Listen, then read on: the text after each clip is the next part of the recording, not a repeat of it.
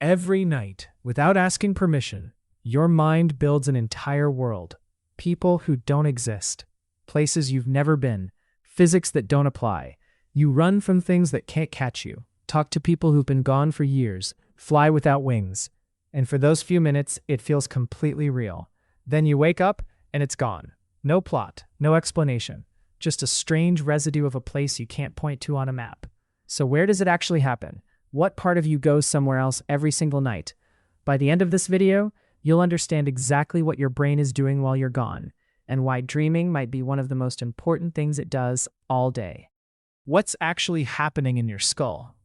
Dreams mostly occur during a stage of sleep called REM, rapid eye movement, named for the way your eyes dart back and forth beneath closed lids during this phase. During REM, your brain is remarkably active, in some regions almost as active as when you're awake. But two things change dramatically. First, a structure at the base of your brainstem effectively shuts off signals to your muscles, a state called REM atonia. Your body is temporarily paralyzed, which is actually a safety feature, preventing you from physically acting out what you're dreaming. Second, your prefrontal cortex, the part of your brain responsible for logic, planning, and impulse control, goes quiet. Meanwhile, the emotional centers of your brain, like the amygdala, become more active than during waking life. That combination explains almost everything strange about dreams: vivid emotion, illogical events, and a complete lack of critical judgment about how bizarre it is. Neuroscientists don't fully agree on why we dream, but there are several well-supported theories, and they're not mutually exclusive. Threat simulation theory. One leading theory suggests dreaming evolved as a kind of rehearsal space. By simulating threats, being chased, falling, confronted, your brain may be practicing threat detection and response in a low-stakes environment, sharpening reflexes for real danger without any real risk. Memory consolidation. Another major theory ties dreaming to memory processing. During sleep, the brain sorts through the day's experiences, strengthening some memories and discarding others.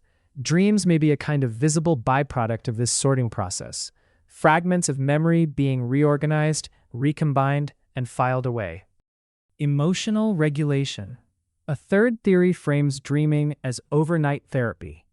Some research suggests REM sleep helps process emotionally charged experiences, effectively taking the emotional sting out of a memory while keeping the memory itself intact, which may be why a distressing day often feels more manageable after a night of sleep.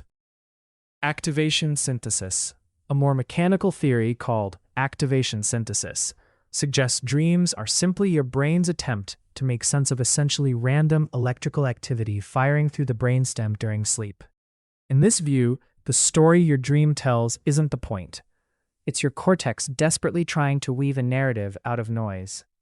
Most modern researchers suspect the truth is a blend of all four, different mechanisms, overlapping in the same nightly event.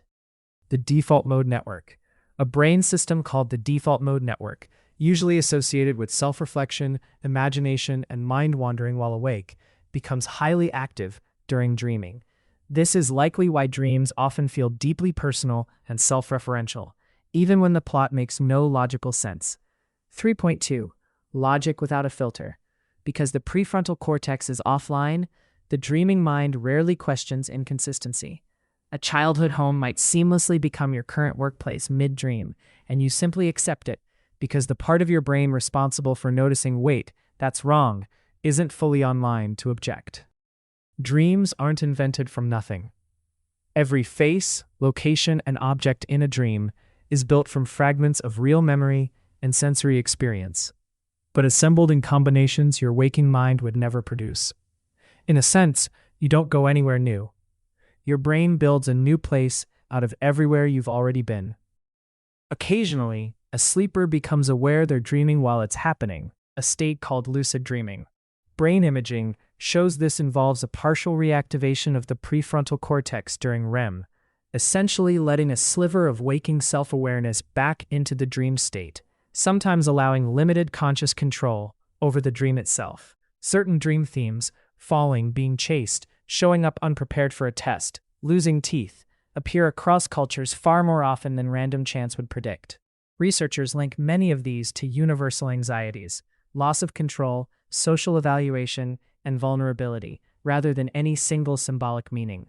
Nightmares tend to spike during periods of stress and are thought to be the threat simulation and emotional regulation systems working overtime, processing an unusually heavy emotional load, sometimes clumsily, which is why the results can feel more distressing than instructive.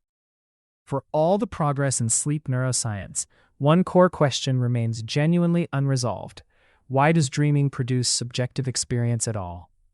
We can map which brain regions activate, but why that activity is accompanied by a felt, first-person experience, rather than simply happening in the dark, unfelt, is part of the much larger unsolved mystery of consciousness itself. Some researchers argue dreaming might be one of our best natural windows into studying consciousness directly, precisely because it's consciousness running with the outside world completely disconnected.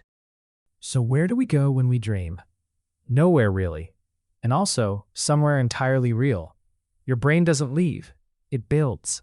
Every night, using nothing but memory, emotion, and a temporarily unfiltered imagination, it constructs an entire experience you'll never fully explain to anyone else, including yourself. It's strange to think the strangest, most illogical part of your day might also be one of the most important, quietly rehearsing, sorting, and healing while you're not even watching. If this made you think differently about your last weird dream, let me know in the comments. And if you want the next video in this series, subscribe, because there's more of this coming.